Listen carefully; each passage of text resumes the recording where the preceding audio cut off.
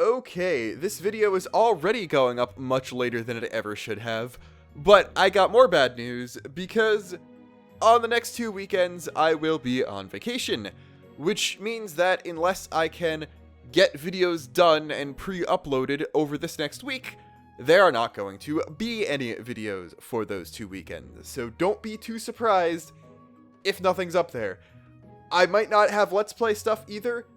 If anything, there's going to be a couple Xenogears playthrough sessions set to upload on my second channel and nothing else. But yeah, don't be surprised if there's little to no content out of me on any channel over the next couple of weeks. I have one video that I'll probably be able to get done, but that's a Xenogears video, so none of you are going to watch that either. But normal content, and by that I mean also Xenogears recaps for the people who care about that, will probably be resuming the week starting with October 27th, so that's just a PSA. Let's talk about a video game now. Let's go. Picture this.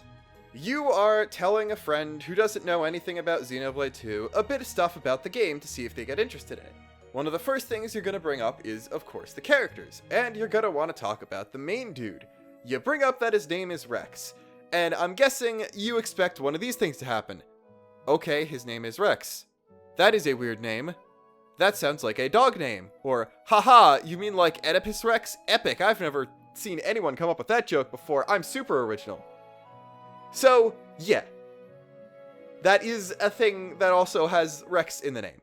And since this is a channel about overanalyzing the Xeno games, and also since there is actually some precedent for there being a connection here, we're gonna see if there is a chance that Rex is connected to Oedipus Rex in any way in this video that will require Xenoblade 2 spoilers for the entire game.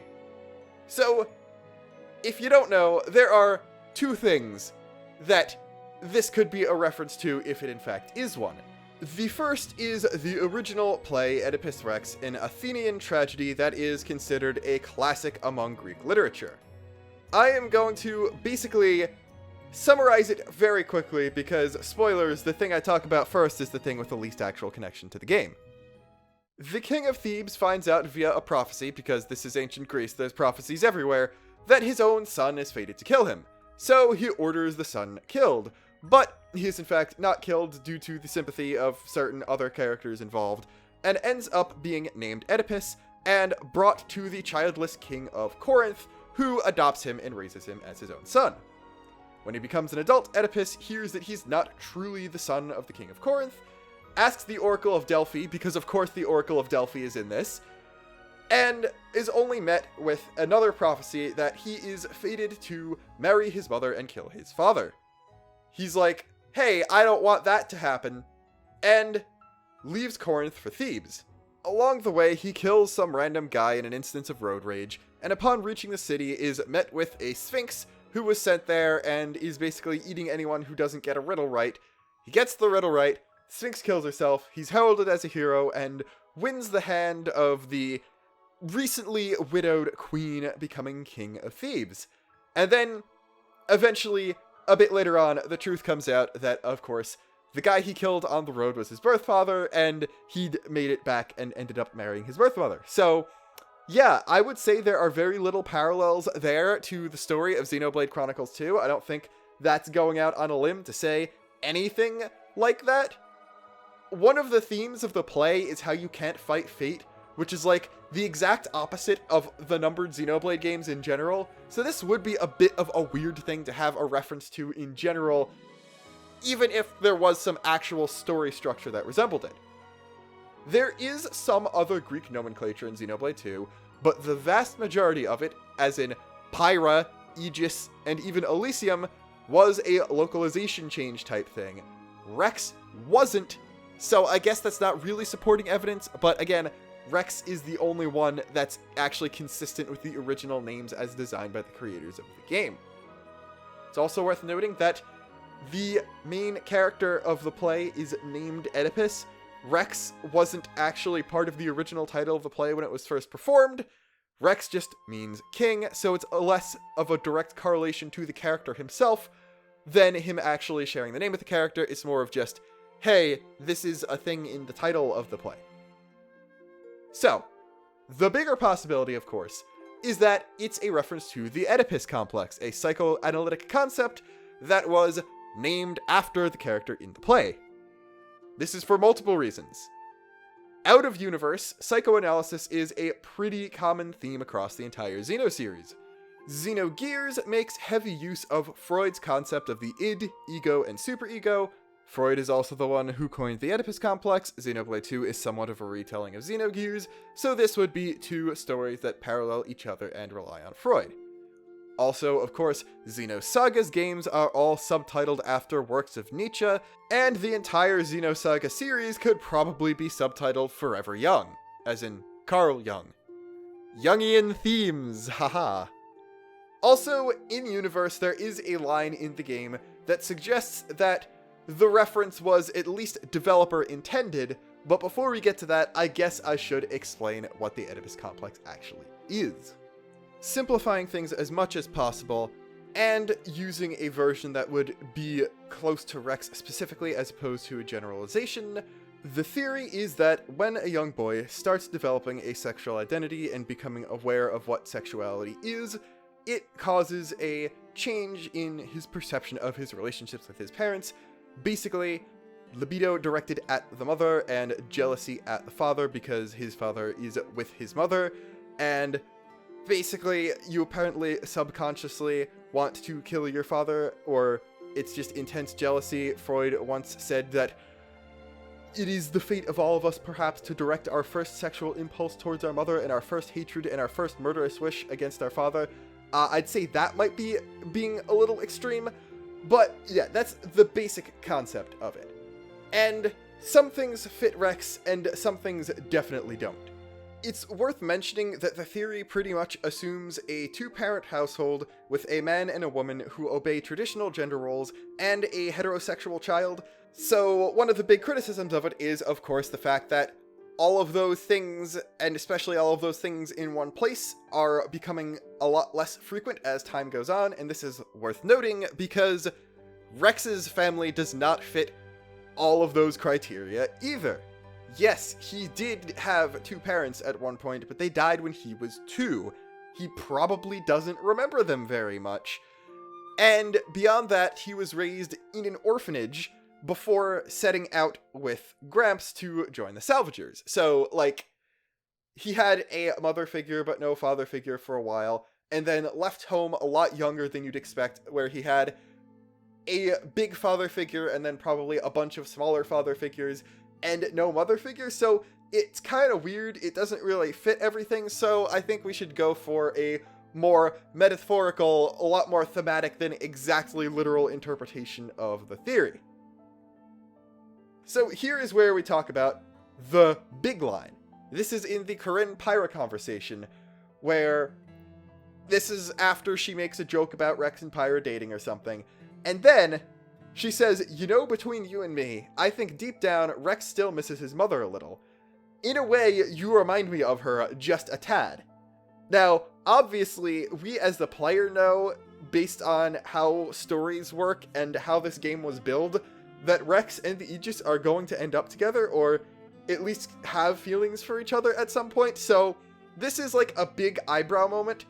But also, like, how does Corinne know that Pyra reminds her of Rex's mother? Because again, Rex's parents died when he was 2, so he probably barely remembers them. He just has flashes and is told likely about what happened to result in him being at Fonset, and still wants to pay respects. Like, he still cares about them and honors their memory and stuff, but I don't think he actually remembers them very much. Corinne did see the mother once, but that was as she was dying, so she must have meant some sort of physical resemblance as opposed to any sort of personality type thing. Which, yeah, when people try to test the Oedipus Complex, basically the best you could really get is sometimes people have a tendency to be more attracted to people with some similar features to their parents. So I guess that would make sense. There's not really a way to exactly see about that in universe because Rex's parents both use generic Tantalese NPC models. So it's not like his mother has her own unique design that's, wow, all of a sudden it's super duper similar. to Pyra's, or when I say Pyra, I mean all three forms of the Numa Aegis. I'm just saying Pyra because she's the one in that actual conversation. So there's that. It's possible that, yeah, she is in universe supposed to look a bit more like Pyra or something. But the other thing is that apparently that whole people who look like your parents thing goes for adoptive parents too. And I just can't see how Rex wouldn't have more significant memories about his childhood and stuff with Corinne and the other kids at the orphanage than his birth parents, who he's probably barely old enough to remember. So that's a bit of a weird thing. But actually talking about the object of his affections, Pyra is not Rex's mother, but as Pyra specifically, she is very motherly in her personality. She is very much the designated mom friend of the group to everyone, not just Rex. And yeah, she is probably the only thing remotely resembling a mother figure he's been in contact with since he left Fonset to become a salvager.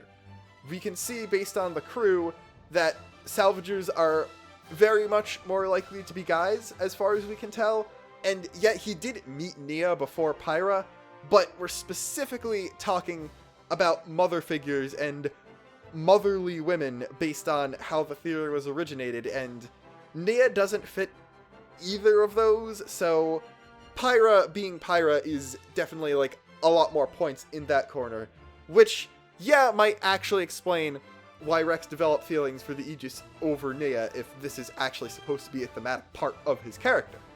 Mithra and Adam are metaphorically, I guess, sort of like the parents of Rex. Adam is likely his actual ancestor, so while not his father, his distant ancestor. And I guess Rex does sort of have some jealousy and worries about not being able to live up to Adam, but he does reconcile that, so that could sort of be a thing, but that just seems more like the traditional hero with the famous predecessor struggling to live up to the legacy type thing as a small part of an Oedipus complex. Additionally, the Numa Aegis does somewhat serve the same place in the story as a character in Xenogears who is explicitly the metaphorical mother and protector of humanity. There are intentional parallels between the two games of these characters. This does very much fit with Mithra's role 500 years ago, and also the original role of the Trinity processor. In a very real way, it is 100% thanks to the Numa Core's data that there is any life on the surface of the planet at all, so she's definitely a biological mother to Rex in an extremely loose way.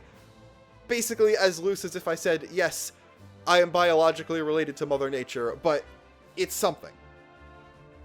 Rex is also the only Xeno protagonist who isn't explicitly an adult, and while they are all still young enough to be developing emotionally, he is young enough to definitely still be coming to terms with things like relationships and sexuality, so if something like this would be explored through anyone, it would definitely be through him, and definitely with a game that was boy meets girl.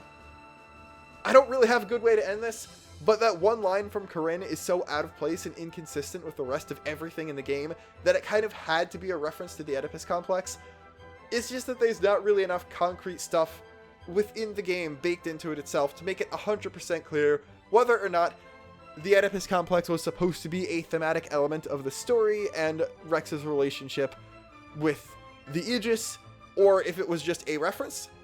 But Rex's name is still significant, even if you just take it at face value as meaning king, so I guess it doesn't really matter in the long run either way. I just thought it was worth attempting to check out. I know I didn't do a great job of it, but hey, I am certainly not perfect, as evidenced by the fact that this did not come out on Sunday in any time zone, probably.